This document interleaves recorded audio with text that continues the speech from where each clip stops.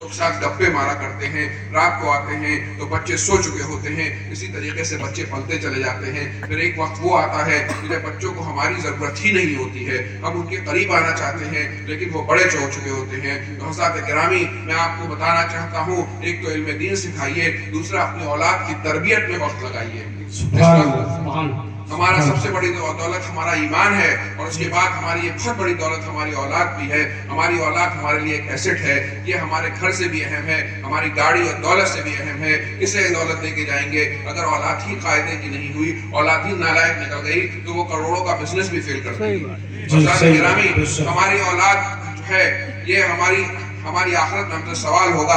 हमें अपने बच्चों को वक्त देना होगा, हमें अपने बेटों को वक्त देना होगा, अपनी बेटियों को वक्त देना होगा। कुछ ऐसे केसेस हो जाते हैं कि लोग रोते हुए आते हैं कि वो बच्ची बहक गई, वो बच्ची बहक गई। तो हज़रात गिरामी, कैसा ऐसा हो जाता है कि हमारे हज़ारों के मोहल्ले हैं जिसमें हम ही रहते हैं, हर तरफ हमारा ही अपना माहौल है, फिर कैसे हमारी बच्चियां बहक रही हैं? उसकी वजह यह है कि हमारे घर में हम नाम के तो मुसलमान हैं लेकिन हमने अपने घरों का माहौल दीनी नहीं बनाया है। हमारे हर घर में जो है म्यूजिक हो रहा है, हर घर में डांस हो रहा है, नाच गाने हो रहे हैं, नमाजों की पाबंदी नहीं हो रही है, झूठ बोला जा रहा है, इस्लामी कवानीन के मजाक उड़ाए जा रहे हैं। हम ये जब बच्चे सीखते हैं तो वो भले ही मुसलमान घरों में रह रहे हैं लेकिन वो सिर्फ नाम के मुसलमान हो रहे हैं और फिर ऐसी ऐसी बातें सुनने को आती हैं जो शर्मिंदगी होती है। हज़रात गिरामी, इस जलसे से आप लेके जाइए जिस तरीके से आका गौसे आज़म ने पूरे समाज की इस्लाह फरमा दी है। हमें अपने घर की इस्लाह करनी है। सबसे पहले अपने घर से इस्लाह का काम शुरू करना है, अपने घर के माहौल को दीनी बनाना है। उसके लिए वालिद को भी कोशिश करनी होगी,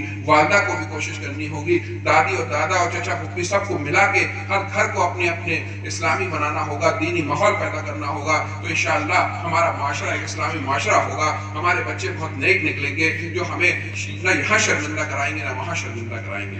बेशक सुभान। हज़रात गिरामी, ऐसा नहीं हो सकता कि हम नमाज ना पढ़ रहे हों और हमारे बेटे बेटी 5 वक्त के नमाजी हो जाएं, हम उनके मुंह में हराम लुक़मा डाल रहे हो और वो बहुत सादतमंद और ईमानदार निकल जाएं। ये लुक़मा हराम जो है ये बहुत ही नुकसानदेह होता है। गौसे आज़म खलीफा वक्त को निचोड़ के बता दे रहे हैं कि ये तुम जो हराम पैसा ला रहे हो ये मेरी बारगाह में तुम मत पेश करो। लोगों पे हराम पैसा ला रहे हो तो एक कादरी गुलाम कभी इंशाअल्लाह हराम पैसा अपने बच्चों के मुंह में नहीं डालेगा, कभी किसी की जमीन पे कब्जा नहीं करेगा, कभी किसी का हक नहीं मारेगा, कभी किसी को ब्लैकमेल नहीं करेगा, कभी किसी को धोखा नहीं देगा, कभी किसी को परेशान नहीं करेगा, ना अपने माँ बाप को परेशान करेगा, ना अपने बीवी बच्चों को परेशान करेगा, बल्कि सबके जो जो हुकूक हैं हमें उन्हें अदा करना होता है। कभी कभी ऐसा होता है कि हम बज़ाहिर तो बहुत बड़े नमाजी और परहेज़गार बने हुए हैं लेकिन हम अनजाने में नहीं बल्कि जानबूझकर दुनिया से छुप कर कई लोगों को ऐसी अजियत दे रहे होते हैं, अपने माँ बाप को अजियत दे रहे होते हैं, किसी अपने से कमजोर अपने मुसलमान भाई को अजियत दे रहे होते हैं, घर में अपने बीवी बच्चों को